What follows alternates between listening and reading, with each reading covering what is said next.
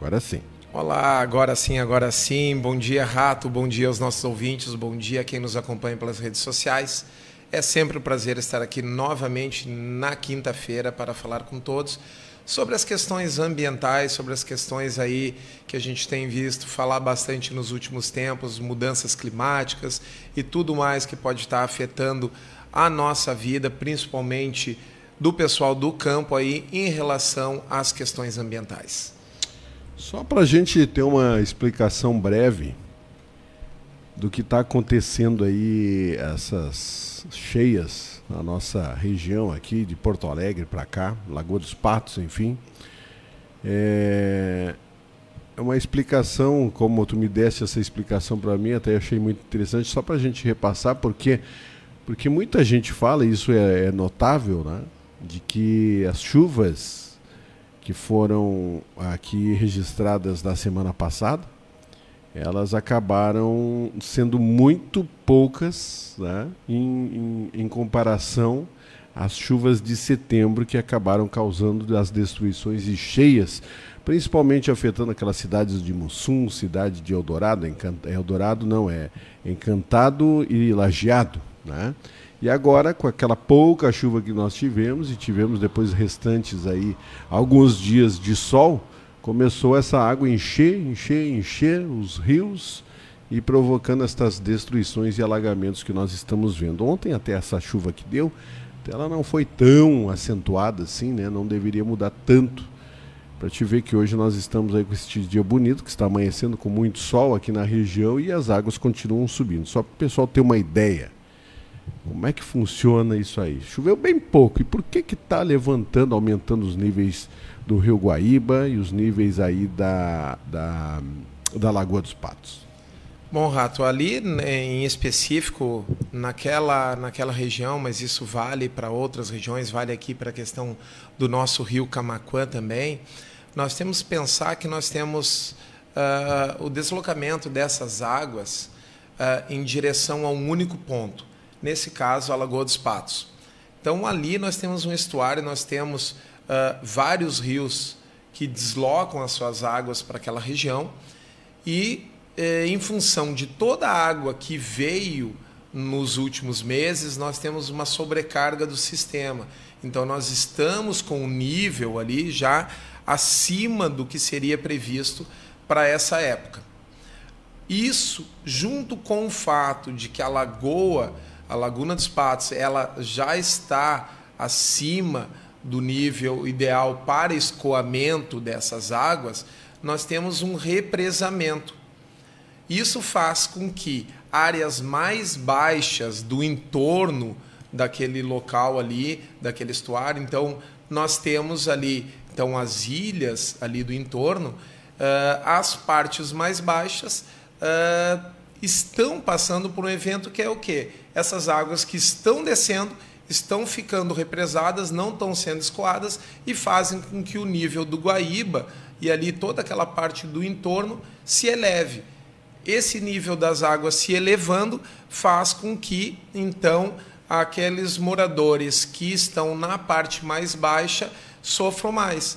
E nós temos que lembrar o seguinte, ali também há um fator que nós já enfrentamos aqui em Camaquã, que é a questão do represamento das águas na BR-116, que ali é bem elevada, então faz em muitos pontos como uma espécie de dique que represa o escoamento dessas águas, o afastamento dessas águas, fazendo com que algumas partes sofram mais do que outras.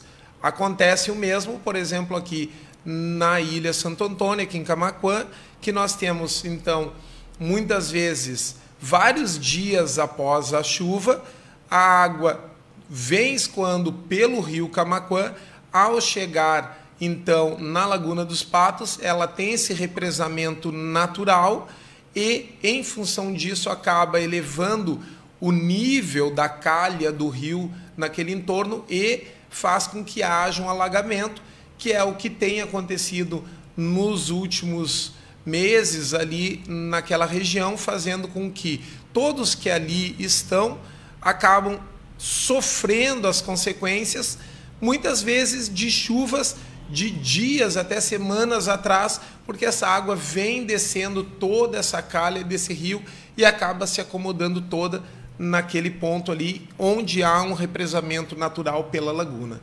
Muito interessante, né? A vida continua, mas os estragos estão aí. Infelizmente, as águas ainda estão descendo, né? E a gente não sabe quanto tempo. Mas eu acho que deve estabilizar rapidamente aí, né? Depois que a água que chegar aí, ela chega até um certo nível, mas acaba aí desabrigando muitas pessoas que naquele entorno ali de Eldorado, né, na chegada em Porto Alegre ali, né, nas ilhas, muitas delas moram ali, são muitas invasões que existem ali, né? E não é de agora, é de muitos e muitos anos. Eu me lembro. E muitas invasões ali, Rato, que não são de proprietários de poucas posses. Nós temos ali também invasões de proprietários que têm bastante posses. Só que estes, né, têm como se deslocar provavelmente para outras residências, para outros locais. Infelizmente, nós temos moradores que estão ali não por opção, mas por necessidade, e esses sim estão sofrendo e bastante as consequências dessas cheias, porque não tem para onde se deslocar. Então a gente está vendo muitos ali acampando ali no entorno da BR-116, as margens da BR-116, porque não tem para onde ir e também porque querem permanecer próximos às suas residências para evitar mais prejuízos através de saques, através de vandalismo ali nas suas residências. Verdade. Bom, dada a explicação, vamos ao nosso assunto. Vamos continuar com o mesmo assunto da semana passada? Então, nós estávamos falando semana passada aí sobre uma situação que pode gerar um fato para os proprietários rurais, que é a questão de quando comprar uma propriedade, tudo que tem de problema nessa propriedade passa a ser de quem comprou. E aí estávamos discutindo aí, afinal de contas, qual a implicação prática disso para o pequeno e médio proprietário, principalmente, que muitas vezes recebeu uma propriedade na hora da compra que tinha uma determinada área de plantio e depois de um tempo descobriu então que ela havia sido desmatada. Então, é uma coisa da gente levar em consideração e começar a questionar e trazer isso para esses proprietários, para quem está procurando aí uma área para adquirir para a sua propriedade, para produzir, então aí no interior, de maneira que fique atento ao que foi feito anteriormente à aquisição dessa área, para que não venha a comprar uma área que daqui a pouco o proprietário pensa lá, eu tenho 10, eu tenho 15 hectares produtivos e tenha que vir a repovoar ali com essência nativa, porque ela foi desmatada antes pelo proprietário anterior e o proprietário que está comprando agora compra esse problema e essa necessidade de revegetação na área. É bem interessante mesmo. E o pessoal às vezes acha que está tudo certo, né? Quando tu vai comprar uma propriedade, principalmente uma propriedade rural, às vezes tu conhece o local, né? De vista, assim, a pessoa oferece e tu, tu tem na cabeça que, não, pode, eu fico. Só que às vezes tu tem foi feito algum trabalho de desmatamento, de assoreação, e daqui a pouco tu já tem um problema que tu acabou ocasionando, né? E ao tu comprar essa propriedade, tu acaba assumindo sem saber, né? Sim, tu está assumindo uma bomba. E é justamente isso, porque o que acontece? Uma coisa muito comum é o pessoal, obviamente, vai procurar uma propriedade que ela tem uma área útil para ele produzir, seja gado, seja plantio, no nosso caso aqui, fumo, arroz, soja. Então ele quer uma área útil. Muitas vezes, alguns, para venderem, para facilitar a venda, acabam desmatando para aumentar essa área útil e, com isso, ganhar facilidade na venda. Porque quem está comprando procura essa área útil, essa área, então, com o mínimo possível de hectares que não possa ser utilizado na sua produção. Bom, sem entrar no mérito dos benefícios da mata nativa em pé, como a questão de clima, como a questão de presença de água e tudo mais, do ponto de vista estritamente legal, que é o que a gente está trabalhando aqui com relação a esse documento legal que nós trouxemos na semana passada, é a seguinte questão: se foi desmatado e o proprietário adquiriu após esse desmatamento, ele sendo identificado, o novo proprietário, que, eu estou frisando aqui, não foi ele que fez o desmatamento, mas ele adquiriu essa propriedade logo após o desmatamento, ele assume sim a responsabilidade pelo desmatamento. E é isso que diz esse documento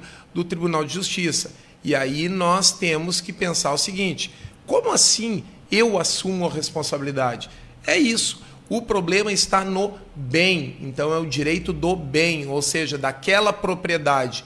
E, com isso, todos os problemas daquele bem, daquela propriedade, passam de proprietário para proprietário. Não que o anterior não tenha a sua responsabilidade, mas quem está comprando está assumindo sim a responsabilidade e ele pode ser chamado, inclusive, a resolver aquele problema. Ou seja, ele tem que fazer a reposição florestal naquela área de acordo com o tamanho da área que foi desmatada. Isso vale para áreas em área de preservação permanente, mas também para áreas fora da área de preservação permanente. E nós estamos falando, deixo bem claro aqui, em áreas que foram desmatadas sem autorização. Aquelas, obviamente, que haviam autorização para serem desmatadas, isso está tudo resolvido no processo de licenciamento ambiental. Neste caso, áreas que haviam autorização, como funciona? O proprietário recebeu a autorização e logo após fez o desmatamento com autorização, mas vendeu essa propriedade.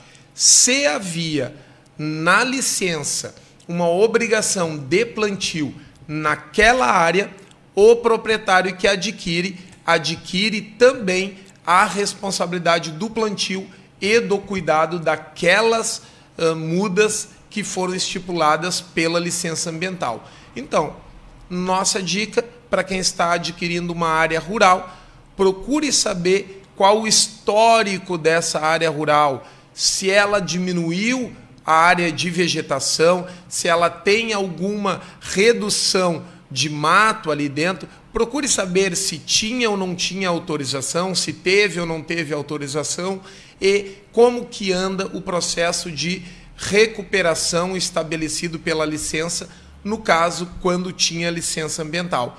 Porque isso pode, sim, ser retomado para o proprietário que adquiriu essa área e, dessa forma, ele ter algum prejuízo financeiro, ter alguma incomodação aí de ter que responder por esses danos ambientais que não foram feitos por ele. Se por um acaso eu comprar sem saber, né, uma área que esteja aí com desmatamento, enfim, que foi feito, e logo depois de eu assumir eu ser visitado ou receber uma multa através de uma denúncia, enfim, eu posso juridicamente eu vou entrar na justiça e tentar essa reparação do ex-dono? Sim, sim, há uma possibilidade aí, há uma discussão jurídica, né? Nós teríamos que conversar aqui com os especialistas na área do direito, mas há uma discussão de que aquele que se sentir lesado, porque afinal de contas comprou um bem que veio com problema, ele pode, então, se sentindo lesado, entrar na justiça contra aquele que vendeu esse bem com esse problema, se isso não for identificado na hora da venda.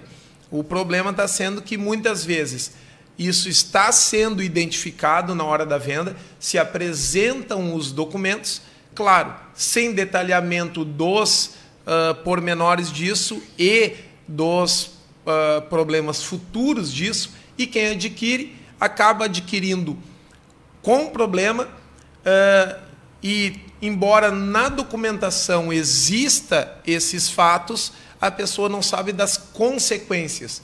E, em função de não saber das consequências, acaba comprando esse problema e depois não pode brigar na justiça, porque já estava tudo especificado na documentação. Então, ela já recebeu a documentação dizendo, olha, reduziu a área, teve corte, foi assim, assado. Então, já recebeu isso e depois, mas eu não sabia que podia gerar tudo isso. Então, aí a necessidade de ter atenção e aí também procurar os técnicos, aí, seja da área ambiental, seja da área do direito, para ver as consequências dessa compra. Então, ter um cuidado em ter alguém cuidando dessa compra de maneira que ela seja o mais livre de problemas possível. Então, nós temos profissionais que acompanham, então aí principalmente aí os profissionais da área de vendas de propriedades rurais, eles também já estão procurando se adequar a essas necessidades para que não venham a causar problemas para seus clientes. Quando nós vamos comprar uma propriedade dentro da cidade, uma casa, enfim, a gente vai no local, tá a plaquinha ali, vence, né? A gente chama o responsável ou o dono da casa, né? Ou daqui a pouco eu já vou botar só o exemplo do dono da casa e não da imobiliária. Aí a gente pede licença, entra na casa, ele explica tudo, né? Como é que é a casa, enfim, né? E aí a primeira coisa que tu pergunta, se tem dívida a casa, né? Exatamente. Tem dívida? Não tem dívida. Ou tem dívida, sim, tem uma dívida lá de luz. Muitas vezes tem uma dívida, mas ela não vai te dar problema. Daqui a pouco tem uma dívida aí de IPTU, né? Mas é pouquinho. Aí tu tem que, na hora não, tudo bem, isso aí se resolve. Aí tu acaba fechando o negócio. Mas não era mais fácil tu pedir para olhar a documentação, né? Exatamente. Trazer alguém ou levar a documentação para uma pessoa. E aí, nesse caso específico, eu sempre recomendo aí que procure os profissionais registrados no Cresci, porque são profissionais que estão trabalhando para isso e a sua formação é nessa área. Então, eles vão ver toda a questão de documentação e, em se tratando de questões, havendo a necessidade ali de um cuidado por questões ambientais, tenho certeza que esses profissionais vão procurar a análise de um técnico da área ambiental para também subsidiar essas informações, havendo a necessidade de um parecer, um biólogo, um agrônomo pode dar um parecer dizendo qual a situação, em áreas maiores aí que envolvam mais até às vezes questão de litígio, de família, então procurar um profissional da área do direito, porque a gente diz, não é gasto, é redução de incomodação, é investimento para não ter incomodação futura, porque áreas que já sabe, tem alguma desconfiança, pé atrás, pensa, procura alguém para acompanhar isso, procura alguém para dar uma informação a mais para que essa compra não venha se transformar numa incomodação futura, num problema aí que pode... Muitas vezes a gente está falando de pequenas áreas, né, Rato? Nós estamos falando aí de 10, 15, 20 hectares, são pequenos produtores, são produtores que muitas vezes é um arranjo de família, que eles estão ampliando, então o jovem, aquele filho casou, está adquirindo a sua primeira área, então já começar a vida de casado ali, começando a sua família, iniciando com essa pequena propriedade com problema, não é bom, então é bom ter esse cuidado para que nesse início, principalmente ali, ele tenha total tranquilidade para iniciar a sua vida ali com a sua família ali, podendo plantar sem nenhum tipo de problema. Muito interessante esse assunto, né? Meu querido, te agradeci aí, obrigado pelas informações, é sempre muito importante, né, te trazer aqui para a gente sanar essas dúvidas. principalmente de pessoas leigas igual eu, né? E eu sou muito curioso nessa parte aí de perguntar, porque às vezes as minhas perguntas já respondem à curiosidade do pessoal que está em casa nos acompanhando, né? Uma grande satisfação te receber aí. Quinta-feira novamente estaremos aí, né? Já pensa no nome do programa, né? Estou te devendo para a semana que vem. Fica aqui a promessa para a semana que vem. Então nós temos daqui a pouco para a virada do ano, não tem problema. Não, a dívida é grande e a gente tem que pagar essa dívida. Agradeço a oportunidade de mais uma vez estar aqui. Agradeço a todos que estavam nos acompanhando. Uma grande semana, um grande final de semana a todos que já está se aproximando. Até a próxima quinta-feira, se Deus quiser.